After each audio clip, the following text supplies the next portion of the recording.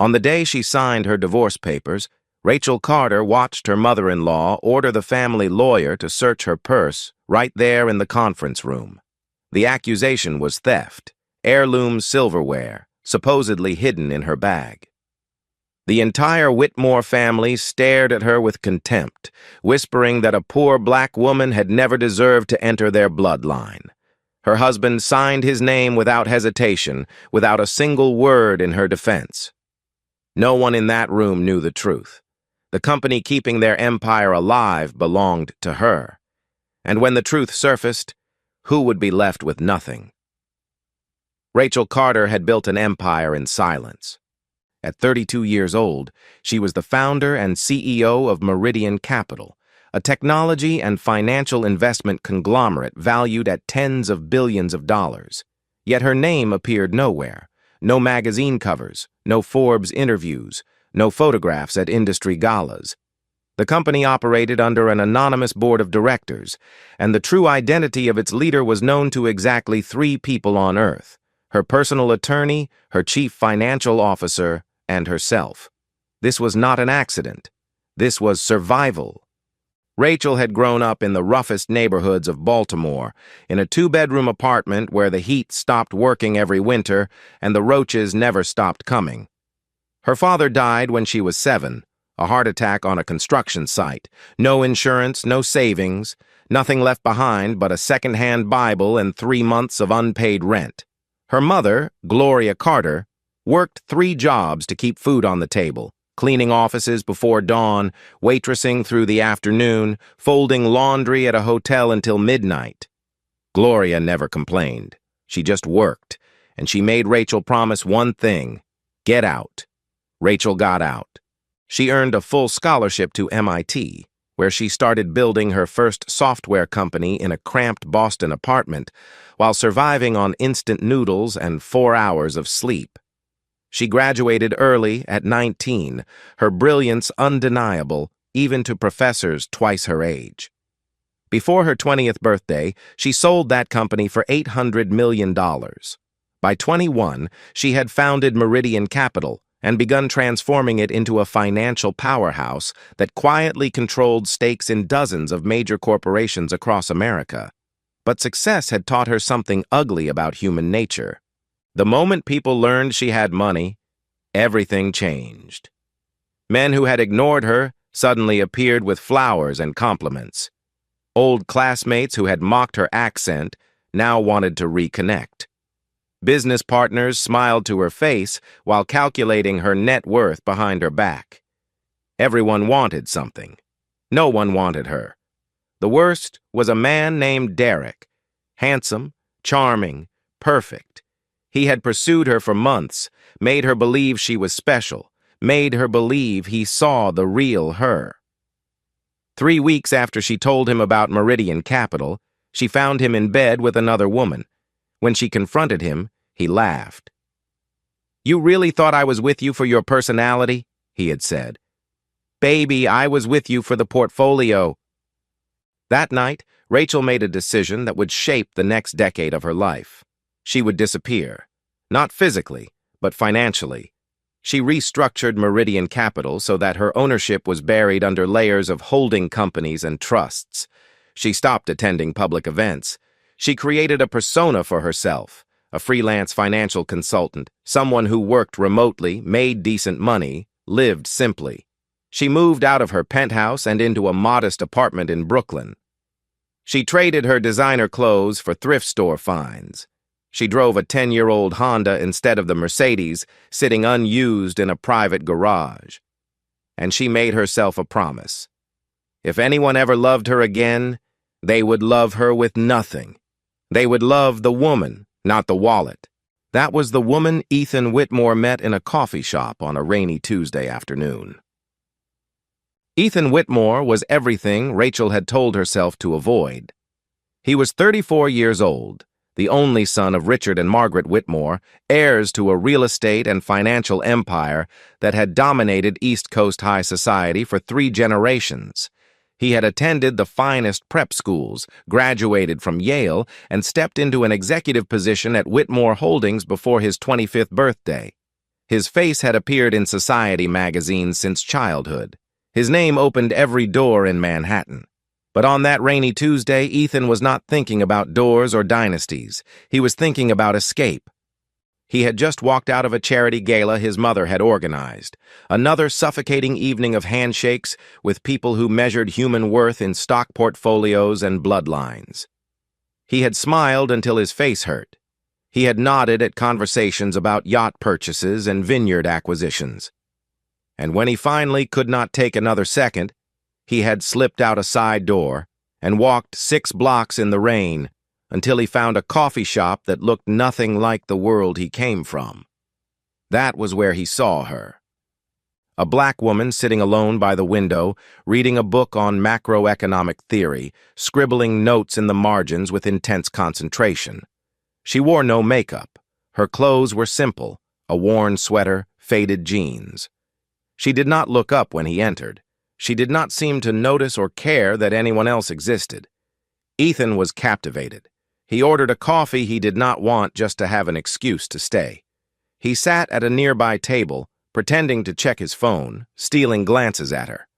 Finally, after 20 minutes of failed courage, he walked over.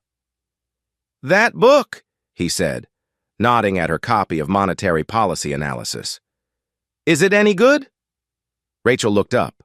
Her eyes were sharp, assessing, unimpressed. "It is if you actually understand economics," she said. "Most people who ask about it are just looking for a conversation starter." Ethan laughed, a real laugh, not the polished chuckle he deployed at galas.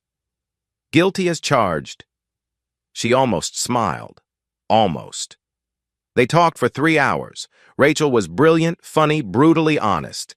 She challenged every opinion he offered. She did not care about his family name. In fact, when he mentioned Whitmore Holdings, she shrugged and said she had never heard of it. Whether that was true or a deliberate deflection, Ethan never knew. But in that moment, he felt something he had not felt in years. He felt seen, not as an heir, not as a portfolio, just as a man. They dated for 14 months before Ethan proposed. During that time, Rachel maintained her cover flawlessly.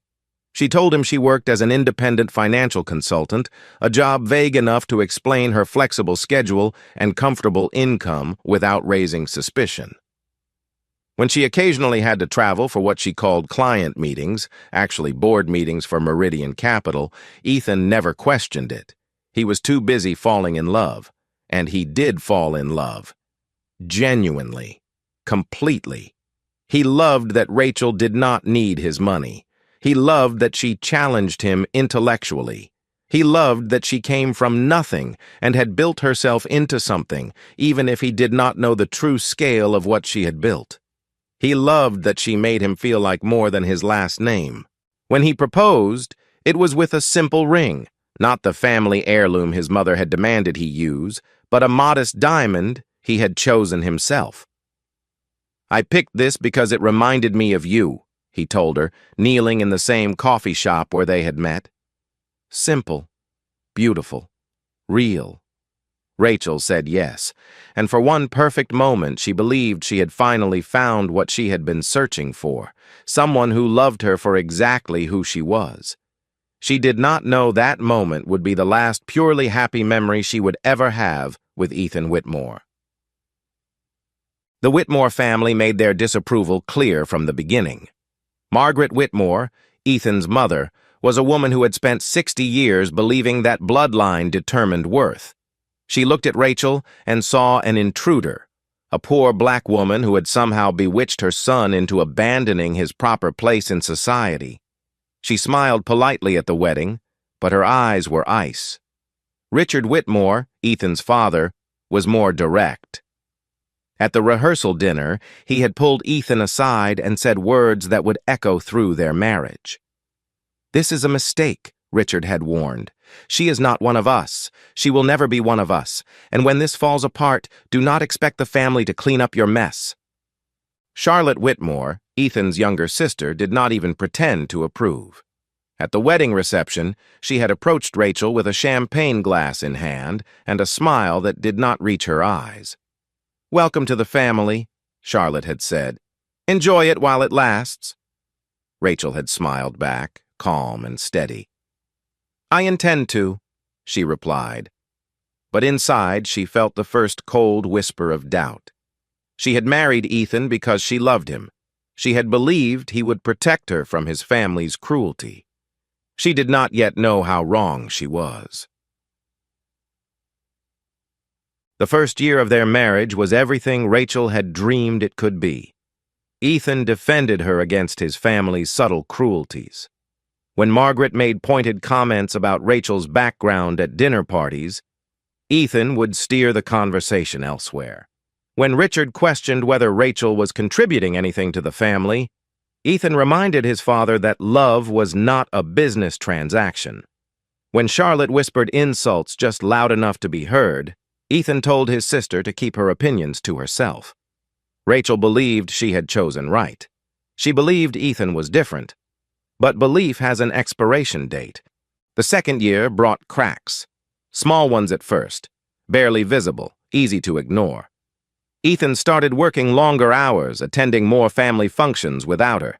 He stopped defending her at dinners, choosing silence instead. When Margaret criticized Rachel's cooking, Ethan said nothing. When Richard made a joke about welfare queens, Ethan looked away. By the third year, the cracks had become chasms. Rachel noticed the changes in Ethan's behavior. The late nights he claimed were business meetings, the phone calls he took in other rooms, the way he flinched when she touched him unexpectedly. She told herself she was imagining things. She told herself the pressure from his family was temporary. She told herself that the man who had knelt in a coffee shop with a simple ring was still in there somewhere. She was wrong. On a cold morning in November, Ethan sat across from her at their kitchen table and spoke the words that shattered 3 years of hope. "I want a divorce." His voice was flat, rehearsed, empty of the warmth she once knew. He explained that their marriage no longer fit the family's image. He explained that he had made a mistake. He explained that it was time for both of them to move on. He did not explain the real reason. He did not need to. Rachel already knew.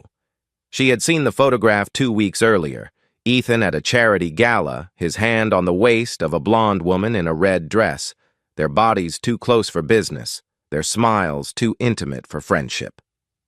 The woman's name was Victoria Ashford, daughter of one of Whitmore Holdings' largest partners. She was everything the Whitmore family wanted: white, wealthy, connected, controllable. Rachel did not confront Ethan about the photograph. She simply waited. And now, watching him ask for a divorce with the same casual tone he might use to order coffee, she understood the full scope of her mistake. She had given him her heart believing he would protect it. He had crushed it without a second thought. The divorce proceeding was designed to humiliate her. The Whitmore family arrived in force. Richard, Margaret, Charlotte, and a team of lawyers whose hourly rates probably exceeded what Rachel's mother had earned in a year. They gathered in a conference room on the 42nd floor of a Manhattan law firm, surrounded by mahogany furniture and oil paintings of dead white men who had once owned everything they surveyed. Rachel arrived alone. The family's lawyer, a silver-haired man named Jonathan Price, slid a document across the table before she had even sat down.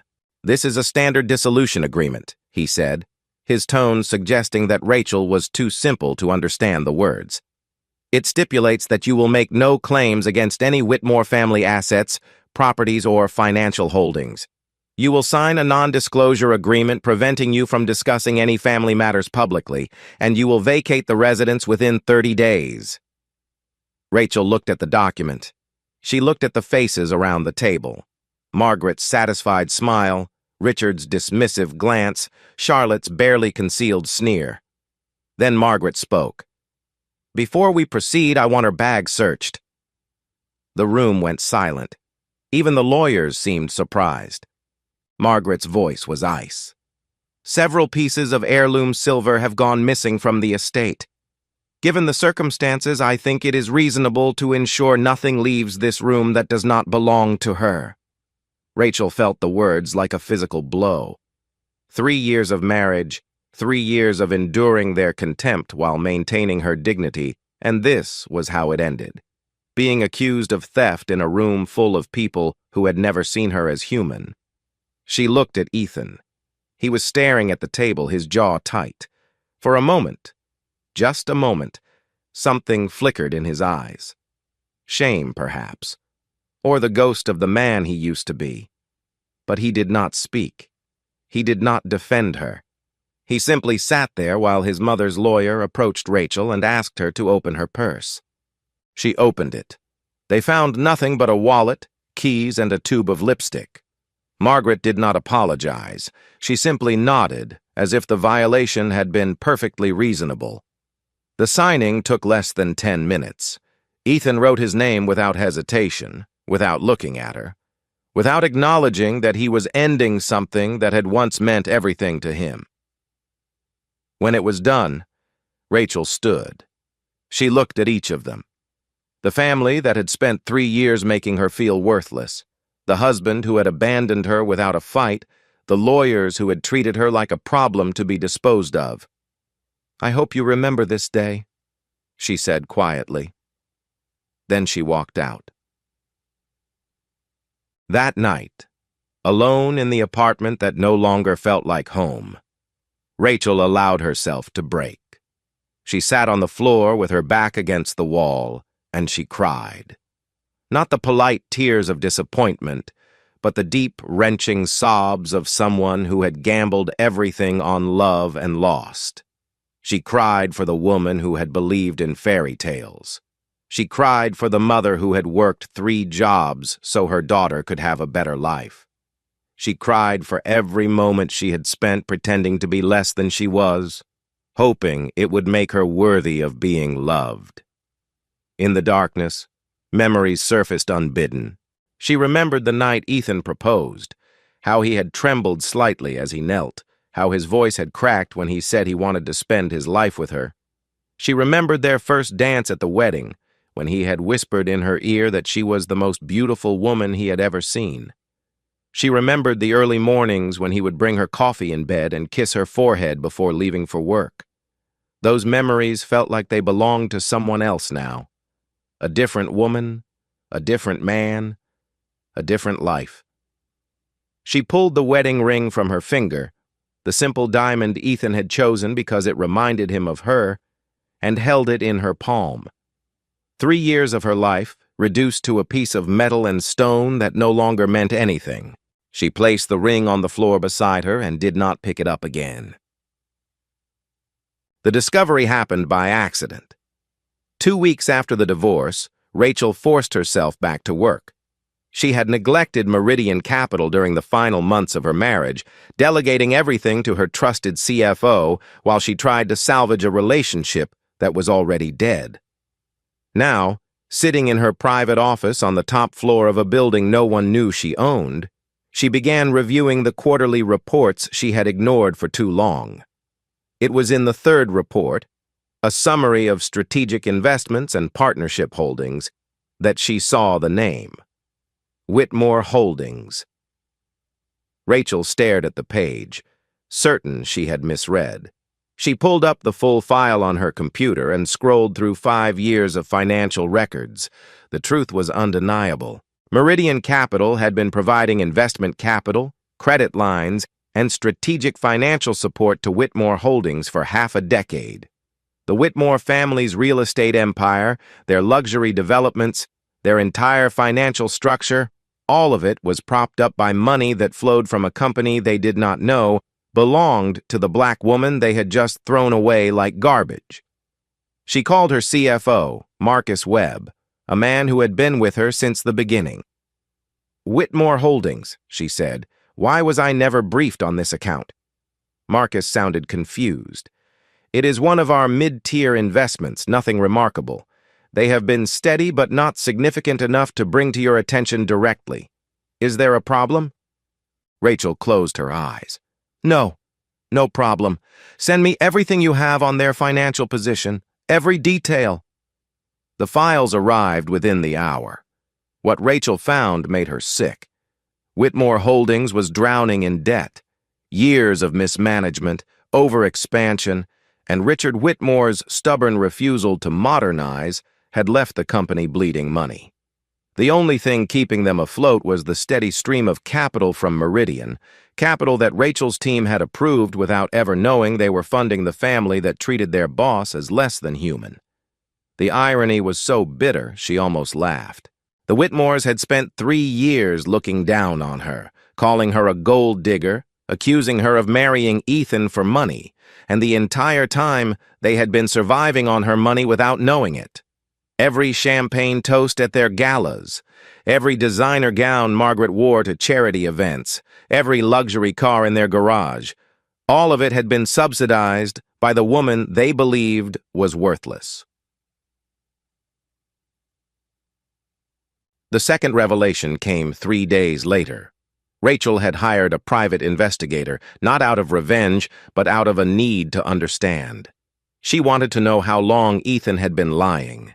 She wanted to know when the man she loved had become the stranger who signed away their marriage without a word. The investigator's report was thorough.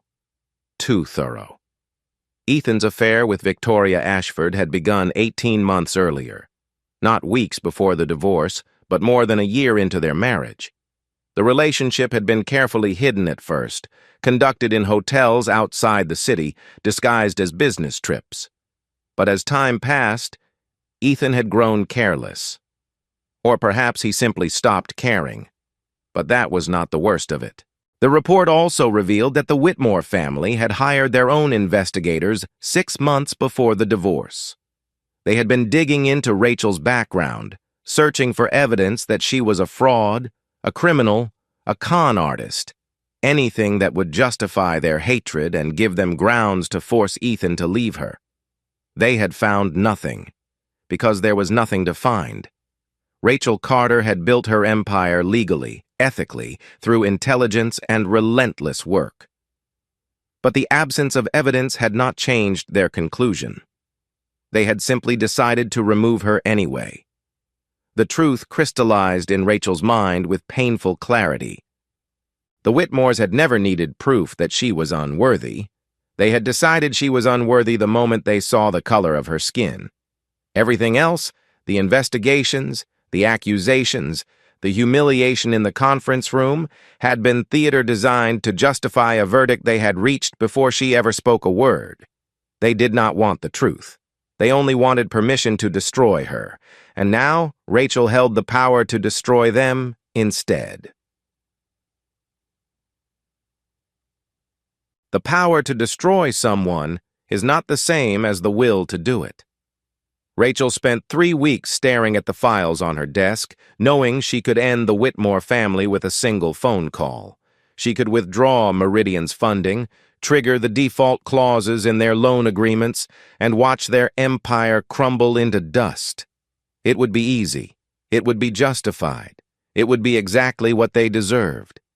And yet, she could not bring herself to make the call. Late one night, alone in her office overlooking the Manhattan skyline, Rachel confronted the question she had been avoiding since the day she discovered the truth. If she destroyed them, what would that make her? She thought about her mother, Gloria Carter, who had worked herself to exhaustion so her daughter could have a future. Gloria had never been bitter about her circumstances. She had never sought revenge against the landlords who raised the rent or the employers who paid her less than she deserved. She had simply kept moving forward, kept building, kept believing that hard work and dignity would eventually prevail. Before she died, Gloria had given Rachel one piece of advice that had stayed with her through every triumph and every heartbreak. Baby girl, do not ever let the pain they cause you turn you into someone you would not recognize. The world will hurt you. People will betray you. But your character belongs to you, and no one can take it unless you hand it over. Rachel stood at the window, her reflection ghost-like against the city lights, and asked herself whether revenge would require her to hand over everything she had fought to become. The answer did not come easily. Part of her wanted the Whitmores to suffer. Part of her wanted Ethan to wake up every morning knowing he had thrown away the only person who ever loved him for himself. Part of her wanted Margaret to feel the humiliation of poverty the way Rachel had felt the humiliation of that conference room. But another part, the part that still remembered the girl from Baltimore who had promised herself she would never become cruel, hesitated. Destroying them would not undo the damage. It would not erase the memory of her purse being searched like a criminal's. It would not restore the 3 years she had spent loving a man who lacked the courage to love her back. Revenge might feel satisfying in the moment, but it would not heal anything. Rachel made her decision. She would not destroy the Whitmores. She would simply stop saving them. She would withdraw her support and let gravity do the rest. If they fell, it would be because of their own choices, their own failures, their own arrogance. She would not push them off the cliff, but she would not catch them either. That was not revenge. That was justice. The Whitmore empire began to collapse on a Tuesday morning in March. Richard Whitmore had spent decades building relationships with bankers who looked the other way when quarterly reports disappointed. He had cultivated friendships with investors who trusted the Whitmore name more than they trusted financial statements. He had assumed that reputation would always be enough. He was wrong. When Meridian Capital quietly began reducing its exposure to Whitmore Holdings, nothing dramatic, just a gradual tightening of credit lines and a reluctance to approve new funding requests, the other dominoes started falling. Banks that had been patient suddenly demanded repayment. Partners who had been flexible suddenly insisted on renegotiating terms. The financial world operated on confidence, and when confidence wavered, everything wavered with it. Within 6 weeks, Whitmore Holdings was hemorrhaging money faster than Richard could find new sources. The company's stock price dropped by 40%.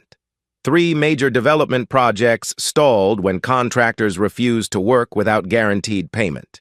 The business press, which had long treated the Whitmores as untouchable aristocrats, began publishing articles about the family's questionable accounting practices and over-leveraged investments.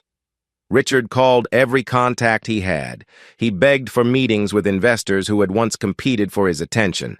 He promised reforms, restructuring, anything to stop the bleeding. But money has no loyalty, and the people who had once been eager to associate with the Whitmore name now wanted nothing to do with a sinking ship. In desperation, Richard's advisors suggested one final option: approach Meridian Capital directly. The mysterious investment firm had been their most reliable supporter for years.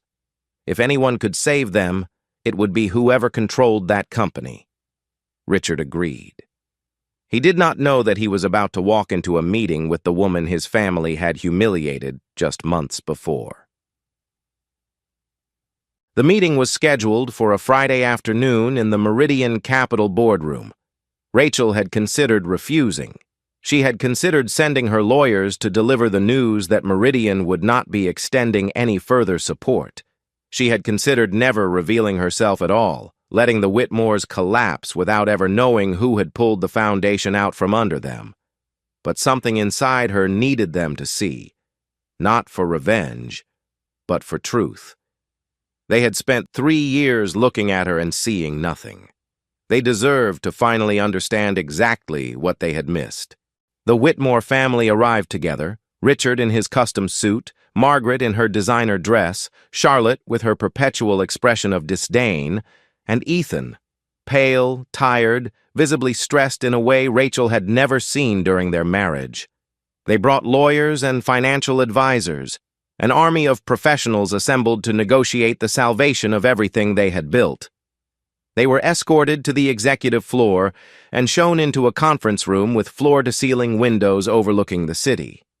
Coffee was offered, documents were arranged, everyone settled into their seats, waiting for the meeting to begin. When the door opened again, the room fell silent. Rachel walked in wearing a black suit that cost more than the car she had driven during her marriage. Her hair was pulled back, her posture was perfect, and her expression revealed nothing. She moved to the head of the table with the confidence of someone who had commanded rooms like this for over a decade. Margaret was the first to react. Her face drained of color as recognition slowly transformed into disbelief. "What is this?" Margaret's voice was barely above a whisper. "What are you doing here?" Rachel sat down and folded her hands on the table. "I work here," she said. "Actually, that is not quite accurate. I own here. Meridian Capital is my company. I founded it 11 years ago, and I have been running it ever since." The silence that followed was absolute. Richard stared at her as if she had spoken in a foreign language. Charlotte's sneer had frozen on her face, replaced by something that might have been fear. The lawyers looked at each other, clearly trying to calculate what this revelation meant for their clients. And Ethan looked like a man watching his entire understanding of reality collapse. "That is not possible," Richard finally managed. You are a poor black woman who married above her station?" Rachel finished the sentence he could not. "A gold digger who contributed nothing to your family? A charity case your son picked up out of misguided sympathy?" She reached into a folder and began laying documents on the table.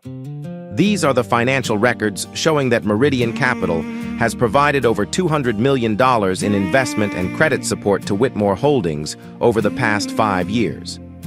Every development project you completed during that time, every acquisition, every expansion, all of it was made possible by capital that originated from this company. My company." She looked at Margaret directly. "The gala where you announced your new arts foundation? My money paid for the catering. The renovation of your summer house in the Hamptons? My money covered the overruns. The private school tuition for your grandchildren? Subsidized by profits that flowed through credit lines I approved." Margaret's mouth opened and closed, but no sound came out. "You spent 3 years treating me like I was worthless," Rachel continued. "You searched my purse for stolen silverware. You hired investigators to find evidence that I was a fraud. You convinced your son to throw away his marriage because you believed I was beneath your family." She let the words settle before delivering the final truth. "And the entire time, your family's survival depended on me." Ethan spoke for the first time, his voice cracked and hollow. "Rachel, why did you never tell me?" She turned to face the man she had once loved more than anything in the world. He looked smaller now, diminished, nothing like the confident man who had approached her in a coffee shop years ago.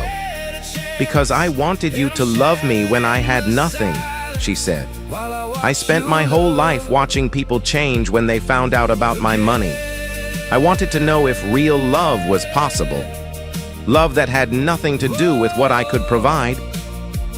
Her voice softened slightly, and for a moment the boardroom disappeared and it was just the two of them. "You had me, Ethan. All of me. I would have given up everything, the company, the money, all of it, if you had just chosen me. But you did not choose me. You chose them." She gestured toward his family without looking at them. "You watched your mother humiliate me and you said nothing. You let them call me a thief and you signed those papers without a word. You had 3 years to decide what kind of man you wanted to be, and you decided to be a coward." Ethan's eyes were wet. "I made a mistake. I know that now. If I could go back—" "You cannot go back," Rachel interrupted. "None of us can. We can only move forward with the consequences of what we have done." She stood and walked to the window, looking out at the city she had quietly conquered while everyone underestimated her.